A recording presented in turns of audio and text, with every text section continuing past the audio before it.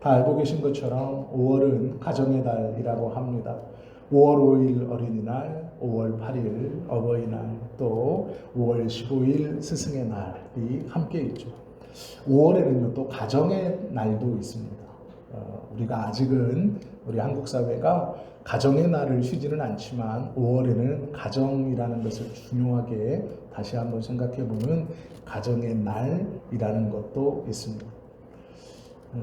보통 어버이 주일이 되면 교회에서 카네이션을 이렇게 달아드리죠. 결혼을 했든 하지 않았든 어른이 되었다는 것은 그만한 무게와 책임을 지어야 한다라는 것이죠. 아마 그 표시로 카네이션을 달고 있구나 생각하시면 좋을 것 같습니다. 오늘은 부모와 자녀에 대해서 이야기를 좀 나누려고 합니다. 특별히 성경에서 말씀하시는 말씀을 가지고 함께 좀 보려고 합니다. 요즘 어른들이 보기에 아이들은 도대체가 이해가 안 되죠. 제대로 공부하지도 않고 자기가 하려는 것만 하고 말도 듣지 않습니다.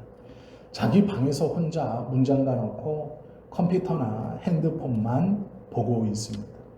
밥도 먹지 않고 대화도 필요 없고 오로지 그것에만 매달려 있는 모습을 보면 답답합니다.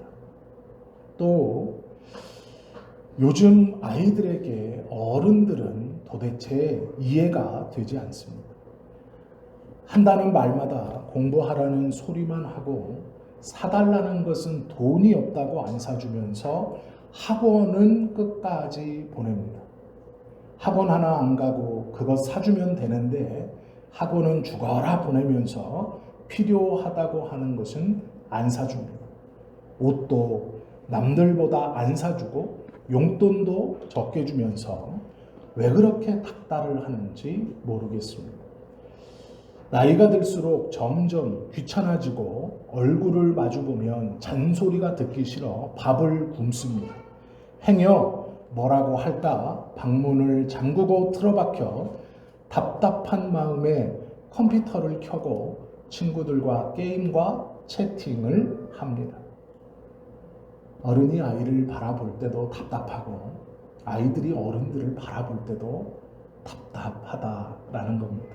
이게 요즘 어른들이 아이들을 보면서 아이들이 어른들을 보면서 느끼는 마음이라고 합니다.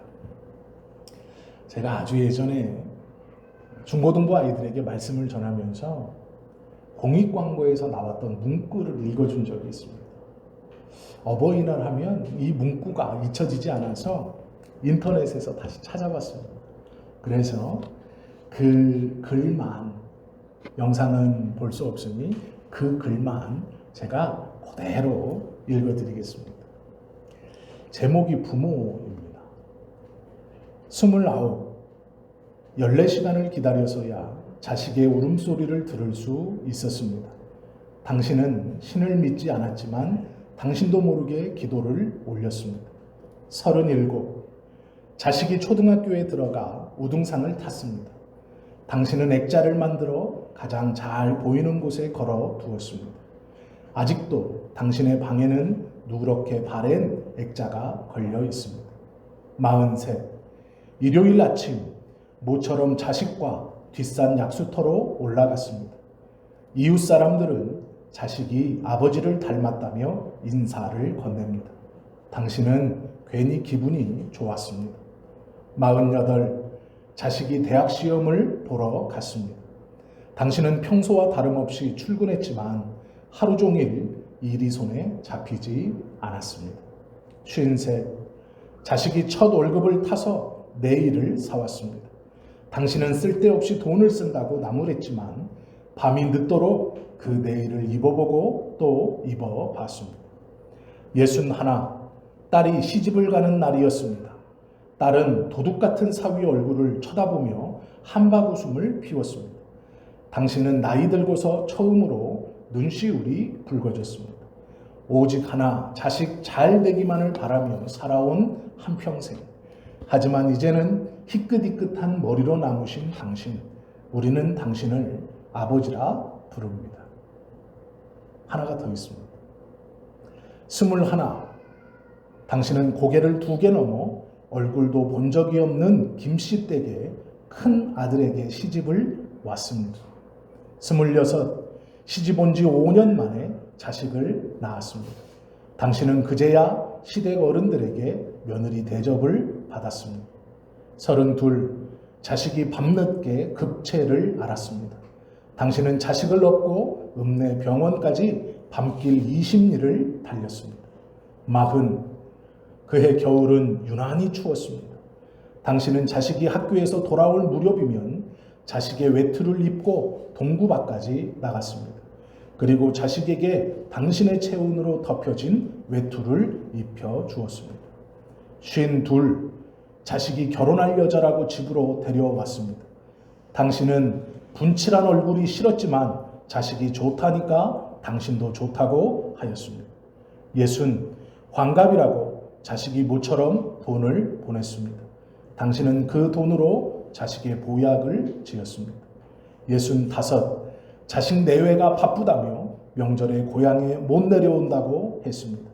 당신은 동네 사람들에게 아들이 바빠서 아침에 일찍 올라갔다며 당신 평생 처음으로 거짓말을 했습니다. 오직 하나, 자식 잘 되기를 바라며 살아온 한평생. 하지만 이제는 깊게 주름진 얼굴로 남으신 당신, 우리는 당신을 어머니라 부릅니다. 이것이 공익광고에서 나왔던 문구입니다. 제가 이것을 처음 들었을 때 굉장한 충격을 받았습니다. 그래서 어버이날이 되면 제가 가르쳤던 아이들에게 이 공익광고의 문구를 이렇게 들려주었습니다. 오늘 우리 성도님들과 함께 이 광고의 문구를 나누었습니다. 어떻습니까? 어떠십니까? 어떤 생각이 드십니까? 성경은 우리에게 부모에게 순종하라고 가르칩니다. 그리고 부모에게 순종해야 하는 이유와 그 결과를 내가 이 땅에서 잘 될 것이다 라고 가르치고 그 보상을 약속해 놓고 있습니다. 자녀들은 이런 부모의 마음을 아는지 모르는지 자신들이 원하는 대로만 하려고 합니다. 뜻대로 잘하지 않죠. 부모를 보면서 다른 부모와 비교하고 부족한 것들을 이야기하고 불평을 쏟아냅니다. 외모를 다른 친구들과 비교하고 내 뜻대로 마음껏 해주지 못하는 부모의 모습이 때로는 싫기도 합니다. 오늘 우리의 부모들은 자신들과 눈을 마주치지 않으려 하고 대화하기를 꺼려하는 자녀들 때문에 속이 상할 때가 많이 있습니다. 막막합니다. 입시제도가 바뀌었다는 소식이 들려오면 우리 아들을 어떻게 대학에 보내야 하나, 우리 딸을 어떤 학원으로 바꿔줘야 하나 노심초사합니다. 아이들은 부모님을 이해할 수 없고 부모님들은 아이들을 이해할 수 없습니다. 학교 교육을 어떤 학자가 이렇게 비유한 것이 있습니다. TV에서 보셨을 것인데요. 빈병들이 일렬로 기계 속에 쭉 늘어서 있습니다. 그 초록색 병들이 기계를 따라서 일렬로 이쪽으로 쭉 들어가면 자동 세척이 되어 둥그런 곳에서 막 나옵니다. 그러면 또 일렬로 줄 세우는 기계 속에 빨려 들어가다시피 들어가 그 위에 라벨이 붙습니다. 그리고 나서 안에 음료가 채워집니다. 그리고 뚜껑이 꽝 닫히고 그대로 출구를 향해 막 빠져나갑니다. 이것을 우리는 상품이라고 합니다. 어떤 학자가 학교의 교육을 이렇게 상품을 찍어내듯 아이들을 교육하고 찍어낸다라고 비유했습니다. 이 상품에 음료가 조금 담기면 그건 불량품입니다. 팩이 처분해야 합니다. 병을 깨고 음료를 쏟아냅니다. 아니면 뚜껑을 따서 음료를 쏟아내고 병을 다시 세척한 후에 처음부터 그 과정을 거치게 합니다. 이것을 불량품이라고 합니다. 부모님들은 자녀들이 불량품이 되지 않을까 노심초사합니다. 상품이 되어야지 불량품이 되면 안 된다라고 생각하고 불안해합니다. 세상에 그대로 내보낼 수 없다고 생각합니다. 그러나 믿음은 그렇게 이야기하지 않습니다. 세상은 좋은 상품 만들기에 열을 올립니다. 그러나 하나님은 작품을 만들고 싶어 하십니다. 우리에게 아이들을 상품으로 만들라고 맡겨주신 것이 아닙니다. 작품으로 만들 수 있기 위해서 우리들에게 아이들을 맡겨주셨습니다.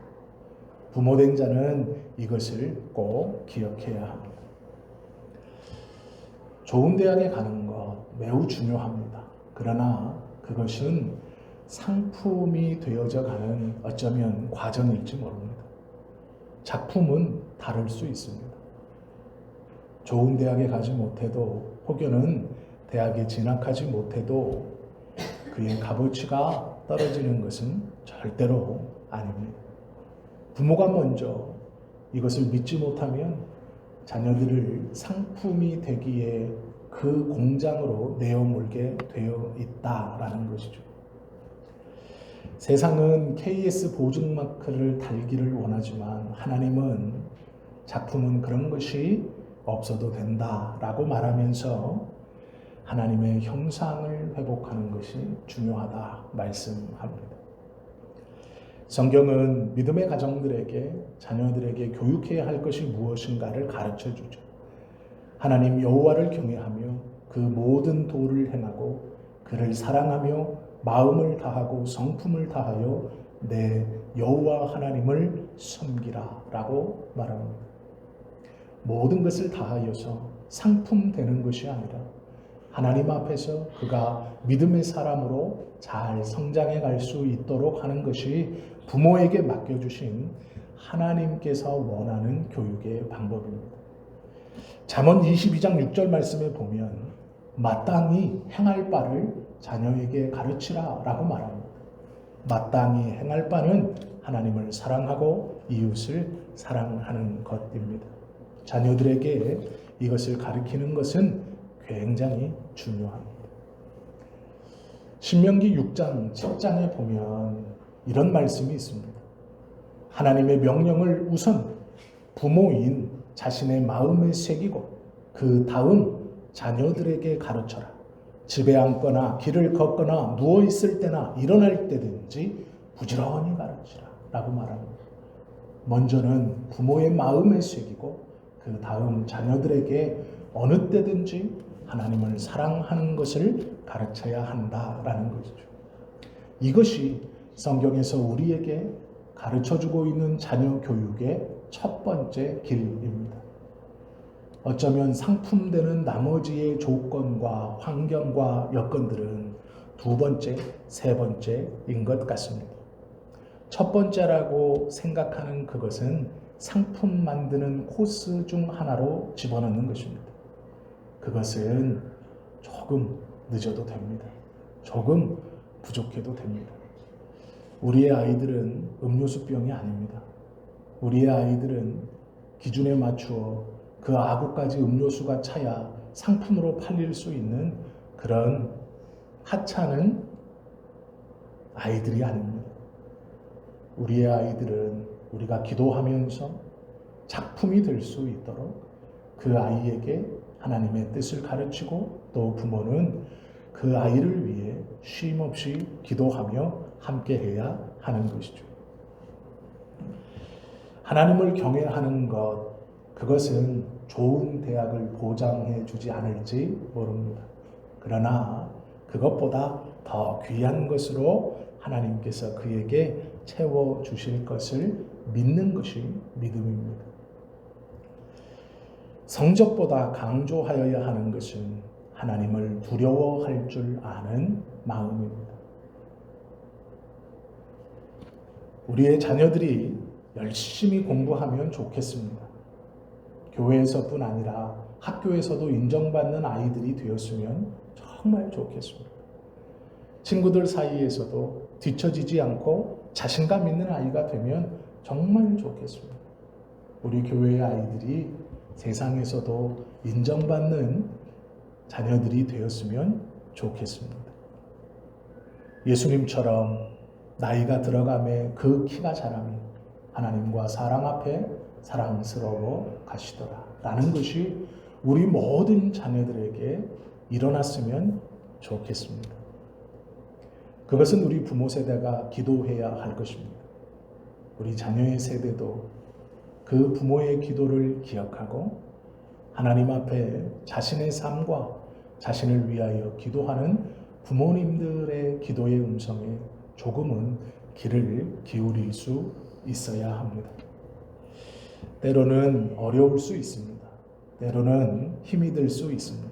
의사소통이 잘 되지 않는다 느낄 수 있습니다. 그러나 그것은 기술의 부족이지 마음의 부족은 아닙니다. 대화하는 법을 잘 모르는 것이지 마음이 없어 대화하기 싫어 그렇게 반응하는 것은 아니다라는 것이죠. 자녀들은 부모님의 말에 조금 더 귀를 기울일 수 있어야 하고 부모들은 자녀들을 상품이 아닌 작품으로 대하고 소중히 여길 수 있어야 합니다.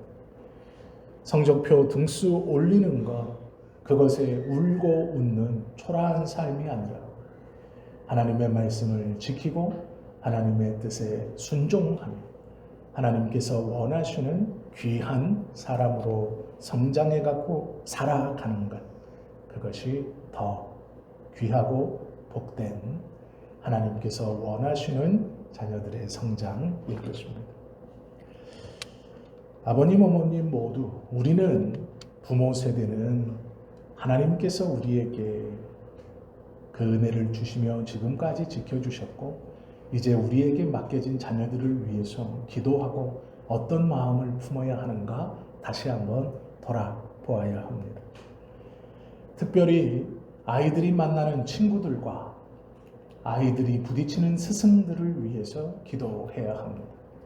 그들에게 가장 많은 영향을 받고 그들에게 가장 많은 것을 배웁니다. 부모들은 아이들의 스승과 아이들의 친구를 위해서 기도해야 합니다. 또 아이들은 부모의 그 기도를 기억하고 사람을 가릴 수 있어야 합니다. 혼자만 되는 것이 아니라 함께 하나님의 말씀 앞에 그 가정이 온전히 서 있을 때 하나님의 뜻대로 자라가고 양육할 수 있을 것입니다. 오늘은 이것으로 말씀을 좀 마치려고 합니다. 한 번쯤 돌아보십시오. 저도 돌아보고 또 기도했습니다. 다 큰 자녀들, 이제 제 품을 떠났다 생각하시는 우리 성도님들이 계신다면 내 품을 떠났다고 생각하는 그 자녀들을 위해 내가 무엇을 기도하고 있는가? 한 번쯤 돌아보시고 아직 내 품 안에 있다면 내가 이 자녀에게 무엇을 중요하게 여기며 대하고 있는가? 좋은 직업을 가진 사람으로 만들려고 하는 것은 아닌가? 먹고 사는 좋은 직업을 갖게 해주는 것이 좋은 사람이 되는 것이라고 착각하고 아이들을 교육하고 있지는 않은가? 한 번쯤 돌아보시고 내 자녀를 위해서 무엇을 가르치고 어떤 뒷모습을 보여주어야 하는가를 다시 한번 고민하는 이 한 주가 되었으면 좋겠습니다. 가정의 달인 5월, 부모는 자녀는 부모를 조금 더 이해하고 감싸주는 그런 우리 성지교회 모든 교우님들과 가정이 되실 수 있기를 예수님의 이름으로 축원합니다. 기도드립니다.